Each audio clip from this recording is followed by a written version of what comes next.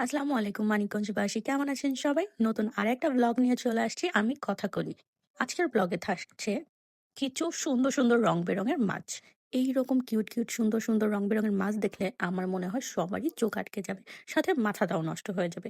পেট কুঠির, এটা হচ্ছে বেউথার রাস্তায়, পানির ট্যাঙ্কি থেকে একটু সামনে। এই দোকানটা দেখেই আমার এখানে সত্যি চোখ আটকে গেছিল, কি যে সুন্দর মাছগুলা। যদিও আমার মাছের ধারণা কম, আর আমি সবগুলো মাছের নামও জানি না, ইনফ্যাক্ট একটা মাছেরও নাম জানি না। কিন্তু আমি ভিডিও করার লোভ সামলাতে পারলাম না, আর আপনাদের সঙ্গে শেয়ার করার ব্যাপারটা তো সামলাতে পারলামই না। তাই আমি হচ্ছে পেটকুটির হুসাইন ভাইয়ার সঙ্গে কথা বলছিলাম, আর আমি চাই আপনারা সবাই তার মুখ থেকে সবটা জেনে নিন। আচ্ছা, আপনাদের এখানে কি কি পাওয়া যায় ভাইয়া? আমাদের এখানে আপু আপনার অ্যাকোরিয়ামের জগতে যতগুলো মাছই আছে সবগুলো মোটামুটি পাওয়া যায়। যেমন আপনার উপরে অ্যাকোরিয়ামে আপনি হয়তো বা দেখছেন বাটারফ্লাই আছে, আপনার কমেট 6 ইঞ্চি 5 ইঞ্চি এটা আছে।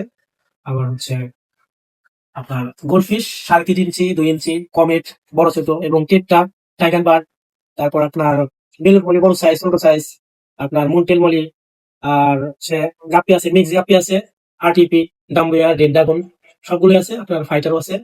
আর অ্যাকোরিয়াম সামগ্রী সবই আছে, বিড়ালের সবকিছুই পাওয়া যায়। আর সবই তো আপনি দেখতেই পাচ্ছেন আমার সামনে। আর কোন সময় খোলা থাকে? এটা হচ্ছে সকাল 10টার পর থেকে নামাজের আগ পর্যন্ত, দুপুরে নামাজের আগ পর্যন্ত। আর বিকাল হচ্ছে 4টার পর থেকে রাত 9টা 9:30 পর্যন্ত খোলা থাকে।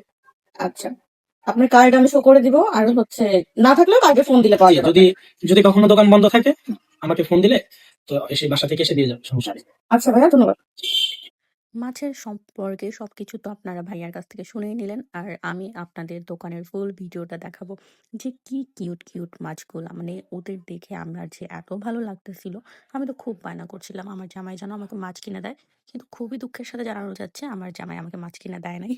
তো বলছে আমি নাকি এগুলো যত্ন করতে পারবো না, যেহেতু আমি আগে কখনো এগুলো লালন পালন কিছুই করি নাই। তো এই সব মাছগুলো আমি দেখছিলাম, আর সবকিছু হচ্ছে আপনাদের জন্য ভিডিও করে নিয়ে আসছিলাম। এখানে কিন্তু আরো অনেক কিছু আছে, মানে মাছের যত সামগ্রী যা দরকার, খাবার দাবার, পানি, বা ওদের ওই যে কিউট কিউট বেল্ট গুলা, যেগুলো হয়তো কুকুর বিড়াল ওদের গলায় পরায়। আর এটা হচ্ছে মাছ ধরার জন্য, এটাকে কিউট করে সব মাছগুলা ধরা যায়, ছাঁকনি।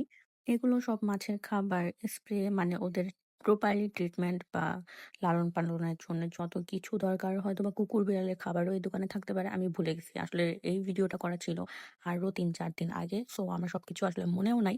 আর কি সুন্দর সুন্দর একুরিয়াম গুলো আছে দেখছেন।